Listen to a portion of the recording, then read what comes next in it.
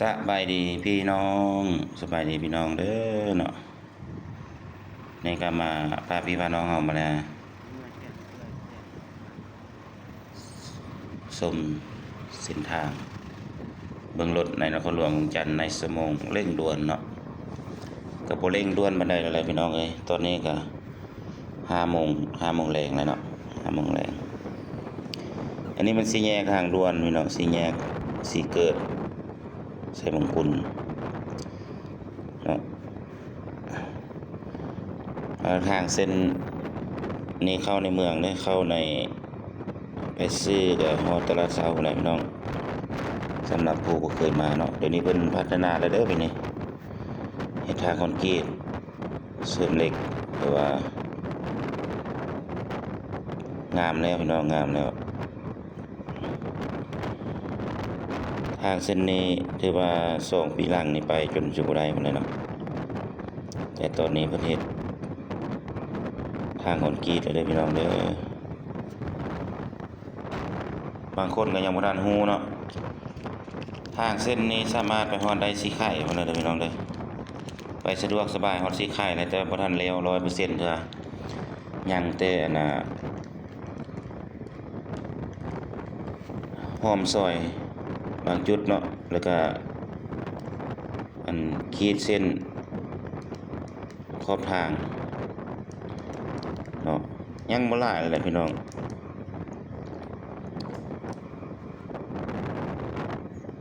ได้เป็นเปอร์เซ็นต์ก็ประมาณ95%แล้วแหละเนาะตามเบิ่งนี่เส้นทางตัวนี้ว่าไปมาสะดวกสบายเด้อบางคนว่าทางยากบ่ยากแล้วพี่น้องบ่ยากแล้วเด้อถือว่าแต่สี่แยกไฟแดงทางด่วน5สีไข่นี่ถือว่าไปสะดวกสบายแล้วเด้อพี่น้องเด้อบ่ยากคือแต่ก่อนนะเด้อปัจจุบันนี้สามารถไปได้สะดวกสบายแล้วทางเข้าในเมือง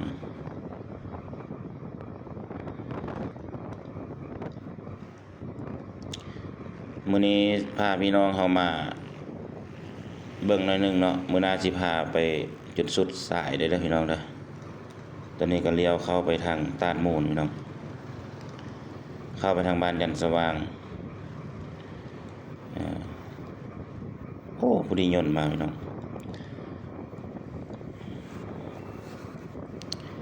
ทางเส้นนี้ก็เป็นทางคอนกรีตตะกี้ก็ยากคือกันเนาะเพิ่นสร้างมาได้10 ปลายปีแล้วทางคอนกรีตเส้นนี้ลัดออกไปบ้านใหม่ออกหาเมืองสังทองพุ่นแหละลัดไปทางเกาเลียวก็ได้ฮอดบ้านใหม่เลี้ยวซ้ายหรือว่าไปเกาเลียวเนาะเลี้ยวขวาแล้วไปเมืองสังทอง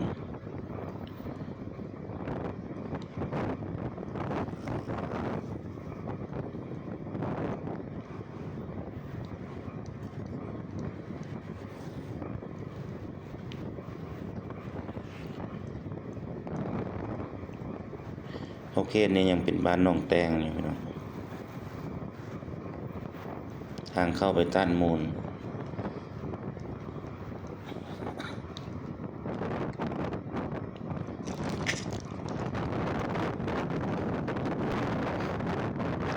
จะเป็นใกล้จะตกดินแล้วพี่น้องเนาะสองข้างทางก็ที่ว่ายังเงียบเหงาอยู่รถบ่หลายปานใด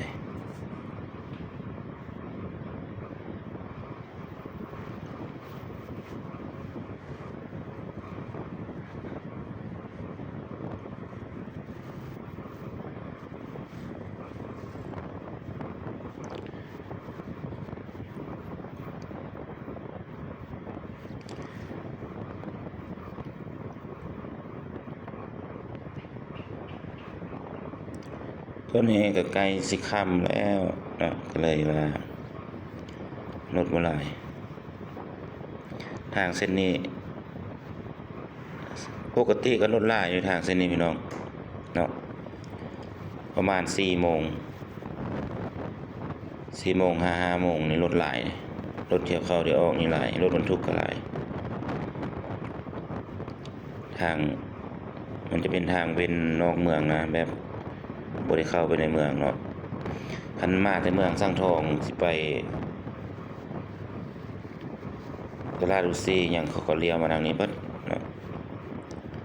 ถ้าคนมาแต่ทาง400บ่อยากเข้าในเมืองก็เว้นทาง400มาก็มาเข้า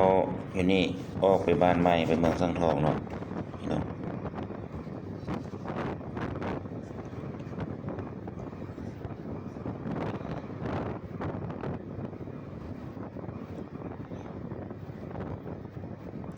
นั่นเป็นเส้นทางบางจุดบางบอนของลาวเฮานะ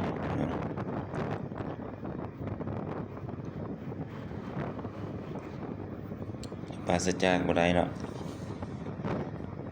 มีบอน บอนเพเด้ทางคอนกรีตนี่เพราะเพิ่นก็สร้างมาหลายปีแล้วเด้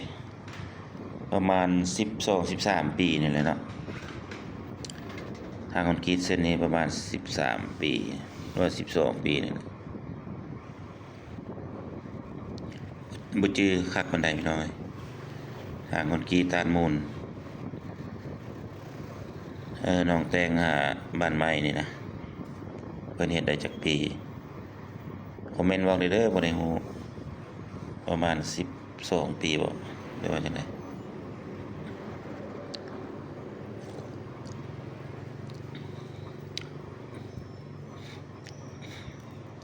แถวนี้มันจะยากสับสนแหน่นิดนึงเนาะเพราะว่ามันไกลจากฮอดตลาดถ้าเป็นโมงเร่งด่วนนี่แม่นรถติดเลยแถวนี้ประมาณ7:30 8 โมง